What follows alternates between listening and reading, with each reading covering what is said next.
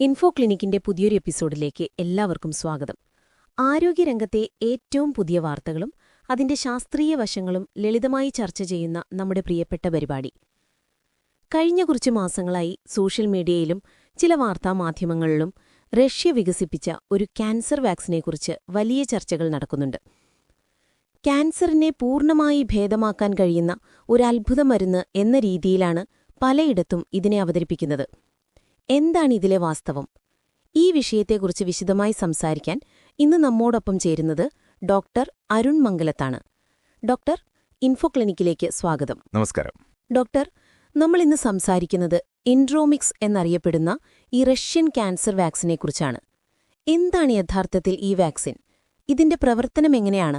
ഇൻഡ്രോമിക്സ് എന്നത് റഷ്യയുടെ federal medical and biological agency FMBA വികസിപ്പിച്ചുകൊണ്ടിരിക്കുന്ന ഒരു പേഴ്സണലൈസ്ഡ് ക്യാൻസർ വാക്സിനാണ്. ഈ പേരടക്കം ഈ വാക്സിനെപ്പറ്റി നമുക്കറിയാവുന്ന വിവരങ്ങൾ വളരെ കുറച്ചു മാത്രമാണ് എന്ന കാര്യം നമ്മുടെ ഈ സംഭാഷണത്തിൽ മുഴുവൻ ഓർക്കേണ്ടതുണ്ട്. വളരെ പരിമിതമായ വിവരങ്ങൾ ഇതിനെക്കുറിച്ച് പുറത്ത് ലഭ്യമായിട്ടുള്ളൂ. കൂടാതെ ഇതൊരു പരീക്ഷണ ഘട്ടത്തിലുള്ള വാക്സിനാണെന്ന് ആദ്യമേ പറയട്ടെ. ഇതിന്റെ വലിയൊരു പ്രത്യേകത ഇത് mRNA സാങ്കേതികവിദ്യ ഉപയോഗിച്ചാണ് പ്രവർത്തിക്കുന്നത് എന്നതാണ്. mRNA വാക്സിൻ എന്ന് പറയുമ്പോൾ നമ്മുടെ പ്രേക്ഷകർക്ക് പെട്ടെന്ന് ഓർമ്മ വരുന്നത് കോവിഡ് വാക്സിനുകളാകും.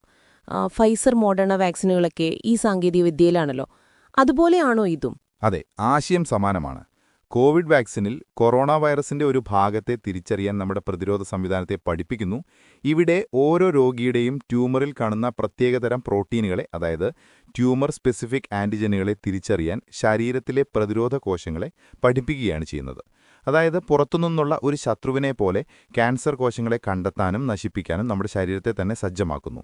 പേഴ്സണലൈസ്ഡ് എന്ന് പറയാൻ കാരണം ഓരോ രോഗിയുടെയും ക്യാൻസറിനനുസരിച്ച് ഈ വാക്സിൻ പ്രത്യേകം തയ്യാറാക്കേണ്ടി വരും. ഇതിന്റെ ഫലപ്രാപ്തിയെക്കുറിച്ച് വളരെ വലിയ അവകാശവാദങ്ങൾ കേൾക്കുന്നുണ്ട്. മൃഗങ്ങളിൽ നടത്തിയ പരീക്ഷണങ്ങളിൽ 100% ഫലപ്രദമായിരുന്നു എന്നൊക്കെ ചിലയിടങ്ങളിൽ കാണുന്നു. എന്താണിതിലെ യാഥാർത്ഥ്യം? ഇതാണ് നമ്മൾ ഏറ്റവും ശ്രദ്ധയോടെ മനസ്സിലാക്കേണ്ട ഒരു കാര്യം. ഇവയൊക്കെ ശാസ്ത്രീയമായ ഗവേഷണ പ്രബന്ധങ്ങളിൽ നിന്നുള്ള വിവരങ്ങളല്ല. ഈ വാക്സിൻ മൃഗങ്ങളിൽ, അതായത് എലികളിലും മറ്റും പരീക്ഷിച്ചപ്പോൾ വളരെ മികച്ച ഫലം കാണിച്ചു എന്ന് അവകാശവാദങ്ങളുണ്ട് എന്നത് ശരിയാണ്. റിപ്പോർട്ടുകൾ പ്രകാരം 60 മുതൽ 80% വരെ ട്യൂമറുകളുടെ വളർച്ച തടയാൻ ഇതിന് സാധിച്ചു എന്നുണ്ട്. ചില പഠനങ്ങളിൽ 100% ഫലം കിട്ടിയെന്നും വാർത്തകളുണ്ട്. പക്ഷേ ഇവിടെ 2 പ്രധാന കാര്യങ്ങളുണ്ട്. ഒന്ന്, ഇത് പ്രീ ക്ലിനിക്കൽ ഘട്ടമാണ്, അതായത് മനുഷ്യരിൽ പരീക്ഷിക്കുന്നതിന് മുൻപുള്ള ഘട്ടം. 2, മൃഗങ്ങളിൽ 100% വിജയിക്കുന്ന പല മരുന്നുകളും മനുഷ്യരിലെത്തുമ്പോൾ അത്ര ഫലപ്രദമാകണമെന്നുമില്ല.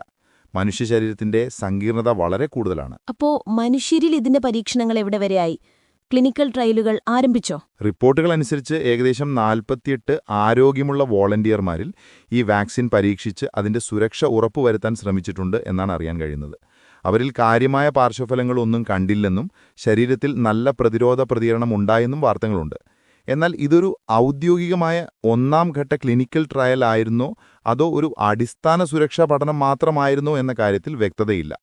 ഒരു മരുന്ന് ഫലപ്രദമാണോ എന്നറിയാൻ ആയിരക്കണക്കിന് രോഗികളിൽ നടത്തുന്ന വലിയ ഫേസ് 2, ഫേസ് 3 ട്രയലുകൾ പൂർത്തിയാക്കണം.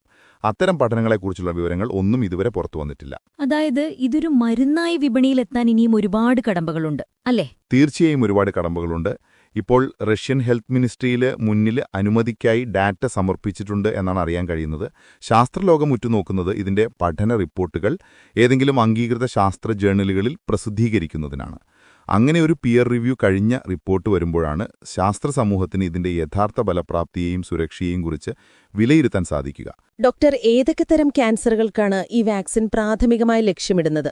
ആദ്യഘട്ടത്തിൽ വൻകുടലിലെ ക്യാൻസർ, അതായത് കോളോറെക്ടൽ ക്യാൻസറാണ് പ്രധാനമായി ലക്ഷ്യമിടുന്നത്.